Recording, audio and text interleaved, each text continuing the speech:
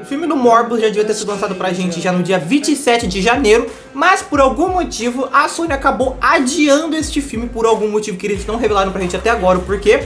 Eu acredito que seja pra poder fazer algumas mudanças de última hora no filme, até porque o Homem-Aranha Sem Volta Pra Casa era pra lançar depois desse filme só, e eles acabaram adiando o filme do Morbius e lançou o Homem-Aranha de alguma forma ou outra, né? Então é o seguinte, tá? Vazou pra gente na internet uma versão do roteiro do filme, que é possivelmente a primeira versão que a gente acabaria vendo se o Homem-Aranha Sem Volta Pra Casa tivesse lançado só depois desse filme aí, tá?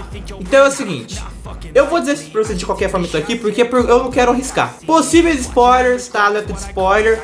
Veja por sua própria conta e risco, mas mesmo assim eu acho melhor vocês verem, então, porque é legal realmente esse roteiro aqui. Eu pelo menos gostei, tá? Eu realmente pelo menos gostei. E eu acho que esse filme do Morbius de qualquer forma vai acabar sendo bem foda no fim das contas, tá? Antes de começar o vídeo, eu quero pedir pra você já, por favor, se inscreva no canal, ativa as notificações, não esquece de deixar o seu like que me ajuda pra caramba. E o mais importante de tudo, compartilhe esse vídeo com os amigos de vocês. Me ajuda pra caramba se você compartilhar esse vídeo com os amigos de vocês, porque sempre tem alguma pessoa que você conhece e não sabe por quê, ela acaba gostando desse meu vídeo aqui, beleza? Então, vamos começar o vídeo agora de vez, tá?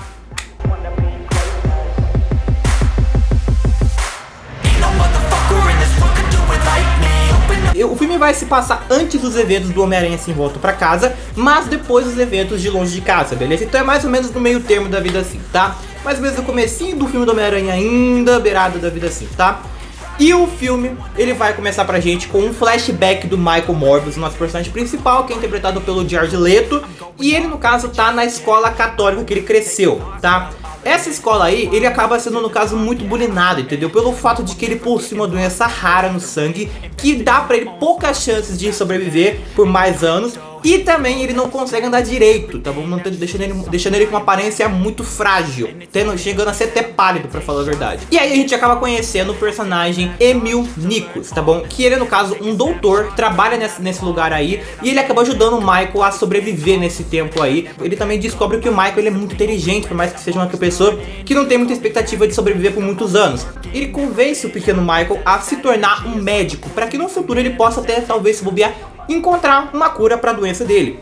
E assim o filme acaba cortando pra gente pro Michael prestes a fazer um discurso de aceitação do prêmio Nobel que ele acabou de receber. Só que por algum motivo ele acaba desmaiando do nada. É cortado pra gente a cena mais uma vez e é mostrado pra gente o Michael dentro do laboratório dele, passando por alguns check-ups gerais. E assim ele acaba encontrando o personagem Lucius Crowe, que se tornará pra gente o vilão do filme. O Lucius Crowe traz pra gente uma maleta e um cartão de papel que está marcado um telefone que possivelmente é o dele. E dentro dessa maleta, quando o Michael acaba abrindo ela, ele encontra apenas dois itens. Primeiro de todos, um facão, tá? Muito parecido com um facão ritualista. E também um morcego morto. Depois que ele faz alguns testes nesse morcego, ele descobre que é um morcego vampiro. E assim, ele vai lá, pela curiosidade que ele tá, ele entra em contato com o Lucius. E o Lucius fala pra ele que ele já teve a mesma doença que o Michael teve no passado, só que ele acabou encontrando uma cura. Só que essa cura, ela se encontra em uma caverna de morcegos que fica no Brasil. Sim, aqui no nosso Brasilzão. E aí o Michael, depois de discutir com a esposa dele por um tempo e também discutir com o Nichols, que era um médico que ajudou ele quando ele era criança, ele decide ir pro Brasil para poder ir nessa caverna para ver se consegue descobrir essa cura. Ele contrata alguns mercenários para poder levarem ele lá, só que depois que eles fazem toda a instalação certinha do equipamento que ele precisava na entrada da caverna, o Michael vai lá, corta a própria mão dele, coloca contra as cordas do equipamento que aparece pra ele, e assim os morcegos começam a vir. Depois que os morcegos saem da caverna, eles matam todos os mercenários que estão lá, e o Michael ele acaba apagando nesse momento. Depois o filme corta pra gente pra uma cena em que o Michael está, no caso, andando no Brasil, e ele acaba encontrando um navio cargueiro que está indo em direção aos Estados Unidos, mais especificamente para Nova York. E assim ele acaba entrando dentro desse cargueiro, esperando para poder chegar na casa dele.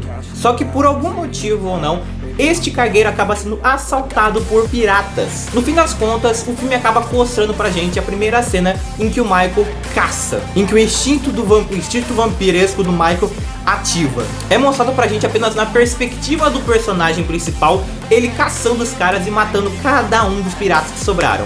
Depois disso, ele acaba despertando e ele fica horrorizado com isso. Ele pula do navio e começa a nadar pra Nova York. Depois é cortado pra gente mais uma vez pro Michael acordando num pier de Nova York. E ele vai pra um barzinho lá se arrastando pra poder pedir pra alguém ligar pra ambulância pra ele.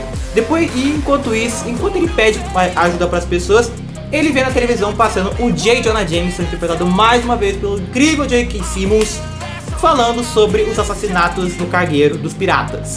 Depois que o Michael ele volta pro laboratório dele, ele conta pra esposa dele e pro Nichols também a experiência que ele teve nessa caverna, e ele revela que ele tá sentindo coisas estranhas, que ele tá se sentindo muito esquisito e que ele não tá se sentindo ele mesmo mais. Ele acaba mesmo se colocando em uma quarentena, se protegendo e protegendo as pessoas com que ele se preocupa bastante, só que infelizmente a sede de sangue volta pra ele e ele acaba saindo dessa contenção de alguma forma ou outra, e ele acaba matando uma enfermeira que ajudava bastante lá também no laboratório.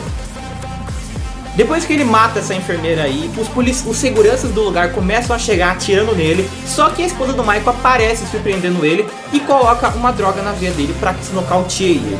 A próxima cena mostra pra gente o Michael Morbius acordando no laboratório dele de novo, se sentindo normal dessa vez, e ele acaba vendo que tem um túmulo, simplesmente um túmulo na frente da casa, na sala dele. Ele dá uma olhadinha lá que tem um papel marcado: a verdade, tudo que você precisa saber está aqui. E aí diz Luxias. Ou seja, o personagem Luxias entregou para o Michael um túmulo. Dentro deste túmulo, o Michael acaba descobrindo um esqueleto. E nesse esqueleto está o traje clássico do Michael Morbius dos quadrinhos, tá? E por algum motivo ou outro também possuem escrituras desse túmulo. O Michael não sabe porquê, mas ele consegue ler essas letras e ele acaba fazendo alguma coisa que não devia. É cortada pra gente a cena pro Luxias entrando dentro de um laboratório no esgoto, bem parecido na verdade com o lagarto do espetacular Homem-Aranha, e ele tá se sentindo muito fraco no momento. E de repente ele começa a ter um colapso, só que a gente consegue perceber também que ele é extremamente magro e ele é todo tatuado, com letras estranhas, que nem o do túmulo que o Michael acabou de ler as letras. De repente, o Michael acaba percebendo que o esqueleto que estava dentro desse túmulo aí começa a atacar ele por sem motivo nenhum. E simplesmente essa é a primeira cena de ação do filme de verdade, e é descrita como se fosse uma das cenas mais loucas, mas também uma das cenas mais divertidas do filme inteiro. Depois que o Michael consegue derrotar esse esqueleto aí, esmagando o crânio dele, o Michael acaba percebendo que o traje que estava dentro desse esqueleto aí vai pra ele e se conecta com ele, no fim das contas. Depois que o esqueleto acaba sendo morto, o Luxias acaba acordando e ele acaba criando meio que um feitiço pra ele mesmo, que ele acaba lançando nele mesmo. E ele vai andando pelos trilhos do trem e ele para um trem e ele vê que tá lotado de pessoas. Então ele acaba fazendo meio que um feitiço para que ele consiga sugar a vida dessas pessoas, e ele volta da forma que ele estava totalmente magro a uma pessoa normal. No mesmo tempo também a gente acaba encontrando finalmente o personagem do Tyrese Gibson, que é o personagem Stroud.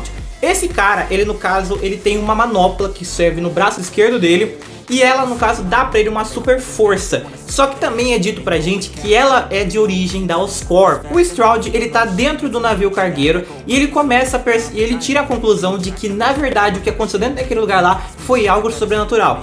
Obviamente, os colegas de trabalho dele começam a rir, zombando dele, achando que é coisa, sendo totalmente céticos, como já de se imaginar. E aí ele acaba, no caso, indo falar com o Emil Nichols, que é o doutor do Michael. O Michael do nada acaba sendo possuído pelo Luxias.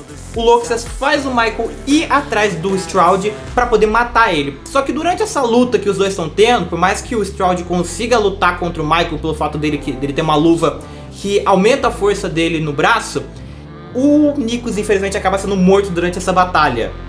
E dessa forma o Michael acaba acordando. E aí ele obviamente se rende pro Stroud e pede pro Stroud levar ele preso. O Michael ele acaba sendo levado para a prisão de San Quentin, que é também referenciada para aqueles que não lembram.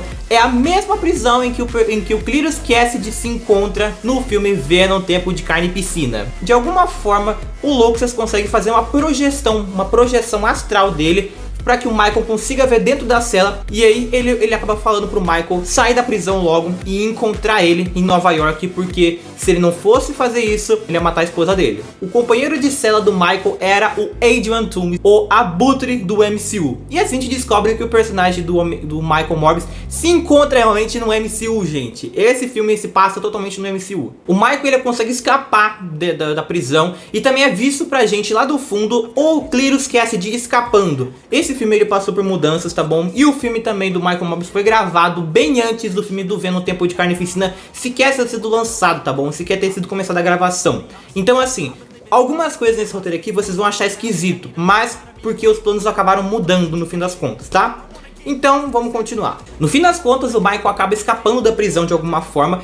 E é mostrado pra gente aquela cena do trailer lá, de um local lotado de morcegos. E de alguma forma ou outra, o Michael ele percebe também que ele tem meio que um poder de PM, na verdade. Um poder de pulso eletromagnético que ele pode causar, pelo fato de que toda a prisão acaba acabando a energia acaba sendo cortada de alguma forma. E todos os prisioneiros acabam escapando. E assim o Cletus Cassidy acaba escapando também da prisão. O Michael, depois que ele consegue escapar da prisão, ele vai ao encontro do Loxias. E ele consegue, no caso, lutar contra ele. Só que o Michael ele acaba percebendo uma coisa, que do nada o traje que ele tinha ganhado do esqueleto era na verdade um traje que o próprio Loxias usava no começo, porque o esqueleto era o esqueleto do próprio Loxias. Era na verdade uma reencarnação desse próprio personagem. E aí depois que o Michael e o Loxias acabam lutando, o Loxias consegue ser derrotado por causa que o Michael lê uma das tatuagens que tinha no próprio corpo do Loxias. E assim o Michael consegue fazer um poder de absorver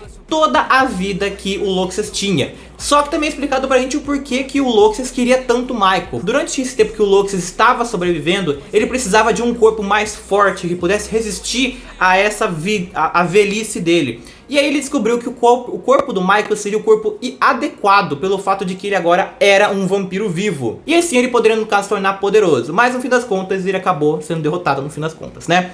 O Michael, por algum motivo, ele acaba crescendo 3 metros de altura e começa a gritar contra as pessoas de Nova York. Mas no fim das contas, o Michael acaba, no caso, começa a encolher depois que ele vê a esposa dele e ele consegue se acalmar e voltar para o estado natural dele. E aí o filme acaba pra gente com o Michael Morbius andando pela cidade de Nova York, só que com o traje dele clássico durante a noite. E assim o filme acaba.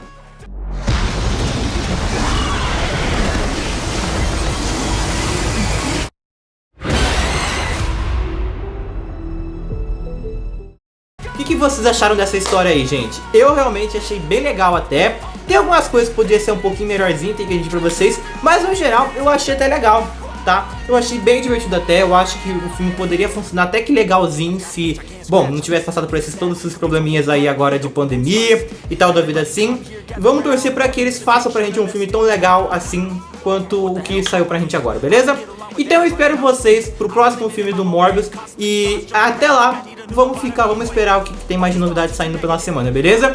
Então eu finalizo por aqui, muito obrigado por quem viu esse vídeo aqui até o final, deixa seu like, se inscreve no canal, ativa as notificações e não esquece de compartilhar com os amigos de vocês esse vídeo aqui. E o mais importante de tudo também, comenta o que vocês acharam deste roteiro do filme aqui, beleza? Então eu deixo vocês por aqui, falou, valeu e tchau, tchau. People are strange when you're a stranger. Faces look ugly when you're alone. Whereas and wicked when you are wanted. Streets are uneven when you're down, when you're